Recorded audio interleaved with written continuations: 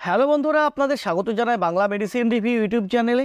তো আজকের মেডিসিন রিভিউয়ে এমন একটি মেডিসিন সম্পর্কে আলোচনা করব যেটা আমরা সচরাচর ব্যবহার করে থাকি, অর্থাৎ আমাদের সবার চেনা জানা একটি মেডিসিন প্যারাসিটামল। তো আজ জানবো এর সঠিক ব্যবহার, এর সাইড ইফেক্ট, এর ডোজ, এর সাবধানতা, তাছাড়া এর mechanism of action, mode of action, অর্থাৎ আমাদের শরীরে কিভাবে এই ট্যাবলেটটি কাজ করে, সমস্ত বিষয়ে ডিটেলসে আলোচনা করব। তো তার আগে আপনি যদি আমার চ্যানেলে নতুন হয়ে থাকেন, আর নতুন হওয়াটাই স্বাভাবিক, কারণ আমিও ইউটিউবে নতুন ভিডিও বানাতে শুরু করেছি, তো আপনাদের সাপোর্ট ভীষণ ভীষণ প্রয়োজন। তো প্লিজ চ্যানেলটিকে সাবস্ক্রাইব করে সম্পূর্ণ ভিডিওটি দেখতে থাকুন। তো আজকের আলোচ্য বিষয় যে ট্যাবলেটটিকে নিয়ে, জিএসকে অর্থাৎ গ্ল্যাক্সোস্মিথক্লাইন ফার্মাসিউটিক্যাল লিমিটেড কোম্পানির ক্যালপল 650 ট্যাবলেটটির সম্পর্কে, যেটার মূল উপাদান হলো প্যারাসিটামল। এই প্যারাসিটামলকে আমরা অ্যান্টিপাইরেটিক ড্রাগ বলে থাকি, কারণ যখন কোনো পাইরোজেনের কারণে আমাদের শরীরের টেম্পারেচার স্বাভাবিকের তুলনায় বেড়ে যায়, যেটাকে আমরা জ্বর বলি, সেই জ্বরকে কমাতে, সেই টেম্পারেচারকে কন্ট্রোল করতে আমরা এই অ্যান্টিপাইরেটিক ড্রাগ অর্থাৎ প্যারাসিটামল ট্যাবলেট ইউজ করে থাকি। তো যেহেতু ভিডিওতে পাইরোজেন কথা ইউজ করেছি, তো চলুন জেনে নিই পাইরোজেনটা কী, জেনে নিই।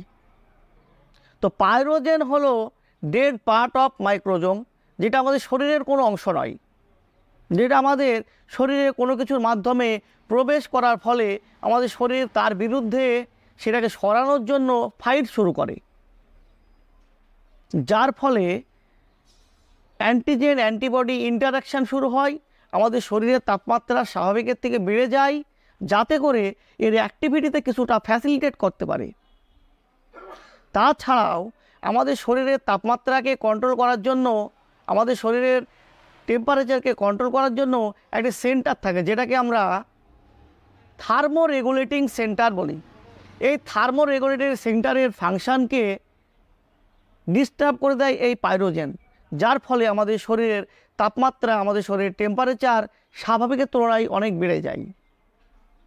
তো এই প্যারাসিটামল অর্থাৎ অ্যান্টিপাইরোজেনিক সাবস্ট্যান্স ইউজ করার ফলে আমাদের শরীরের তাপমাত্রা কমাতে সাহায্য করে, অর্থাৎ আমাদের যে থার্মো রেগুলেটিং সেন্টারের ফাংশানের সমস্যা করে তোলে, সেই সমস্যাকে ঠিক করে তোলে।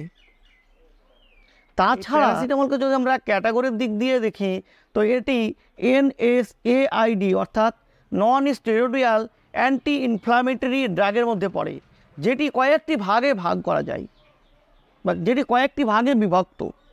যেমন হচ্ছে non selective COX inhibitor, preferential COX-2 inhibitor, selective COX-2 inhibitor, আর 4 নম্বরের মধ্যে যেটা পড়ে সেটা হলো স্ট্রং অ্যান্টিপাইরেটিক, মাইল্ড অ্যানালজেসিক ও উইক অ্যান্টি ইনফ্লামেটরি ড্রাগ, যেটার মধ্যে পড়ে আমাদের এই প্যারাসিটামল ট্যাবলেটটি। অর্থাৎ এই প্যারাসিটামল ট্যাবলেটটি হাইলি অ্যান্টিপাইরেটিক হওয়ায় আমাদের শরীরের টেম্পারেচারকে দ্রুত কমাতে এবং দ্রুত কন্ট্রোলে আনতে সাহায্য করে। এছাড়াও মাইল্ড অ্যানালজেসিক ও মাইল্ড অ্যান্টি ইনফ্লামেটরি হওয়ায় আমাদের শরীরের ব্যথা এবং কিছুটা ইনফ্লামেশনকে দূর করতে সাহায্য করে এই প্যারাসিটামল ট্যাবলেটটি। তাছাড়াও এই প্যারাসিটামল ট্যাবলেটটি COX-3-র উপর এফেক্ট ফেলে, যেটা আমাদের ব্রেনে থাকে, যাতে করে আমাদের প্রোস্টাগ্ল্যান্ডিন কেমিক্যাল মেসেঞ্জারকে উইক করতে পারে, অর্থাৎ উইক করে দেয়, যার ফলে কি হয়, আমরা পেনকে কম ফিল করি এবং টেম্পারেচারকে কন্ট্রোল করতে সাহায্য করে। তো এইভাবেই এই প্যারাসিটামল অর্থাৎ ক্যালপল 650 ট্যাবলেটটি আমাদের শরীরে কাজ করে। তো চলুন জেনে নিই এর ডোজ সম্পর্কে। তো এই ট্যাবলেটটি অর্থাৎ 650 mg ট্যাবলেট প্রাপ্তবয়স্কদের ক্ষেত্রে একটি করে দিনে 3 বার দেওয়া যায়, তবে প্রয়োজন মতো, যদি প্রয়োজন হয় তবেই। তো ডোজ সম্পর্কে বলতে গেলে প্রত্যেক ভিডিওর মতো এই ভিডিওতেও বলবো যে আপনি আপনার ডাক্তারবাবুর পরামর্শে মেডিসিন সেবন করবেন, কারণ আপনার ডাক্তারবাবু আপনার শরীরের কন্ডিশন অনুযায়ী, আপনার রোগের কন্ডিশন অনুযায়ী আপনার ডোজ নির্ধারণ করে দেবেন, আর সেই ডোজেই আপনি মেডিসিন সেবন করবেন, যার ফলে আপনাকে কোনো সমস্যায় ভুগতে হবে না। তো চলুন জেনে নিই এই ট্যাবলেটটির কী কী সাইড ইফেক্ট দেখা যায়। এবং কাদের কাদের ক্ষেত্রে এই ট্যাবলেটটি খাওয়া যাবে না, যেমন নাউসিয়া অর্থাৎ বমি বমি ভাব, ভমিটিং অর্থাৎ বমি, অ্যাবডোমিনাল পেন অর্থাৎ পেটে অস্বস্তি ভাব, তাছাড়া ডায়রিয়া। এছাড়াও যদি এই প্যারাসিটামলে কারোর অ্যালার্জি থাকে সেক্ষেত্রে অ্যালার্জিক রিয়াকশান দেখা দিতে পারে। আর আরেকটি সবথেকে ভয়ঙ্কর সাইড ইফেক্ট হলো যদি আপনি এই প্যারাসিটামল ওভারডোজ ইউজ করেন, অর্থাৎ একজন প্রাপ্তবয়স্ক ব্যক্তির ক্ষেত্রে সর্বোচ্চ 2 গ্রাম অর্থাৎ 2000 mg ট্যাবলেট দিনে কয়েকটি ভাগে ভাগ করে ব্যবহার করতে পারেন।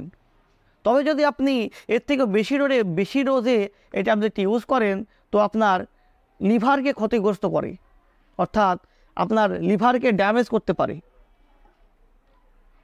তাছাড়া গর্ভবতী মহিলাদের ক্ষেত্রে এই ট্যাবলেটটি খুবই কম মাত্রায় ডাক্তারবাবুর পরামর্শে ইউজ করতে পারেন। তো ডাক্তারবাবুর পরামর্শ ছাড়া কখনও কোনো মেডিসিন, শুধু প্যারাসিটামল বলে নয়, কখনও কোনো মেডিসিন ইউজ করবেন না। তো বন্ধুরা, এই ছিল ক্যালপল 650 অর্থাৎ প্যারাসিটামল ট্যাবলেট সম্পর্কে একটা ছোট্ট ভিডিওটি যদি আপনাদের ভালো লেগে থাকে চ্যানেলটিকে সাবস্ক্রাইব করে লাইক দিতে ভুলবেন না। সুস্থ থাকবেন, ভালো থাকবেন, আবার দেখা হবে অন্য কোনো ভিডিওতে। ধন্যবাদ।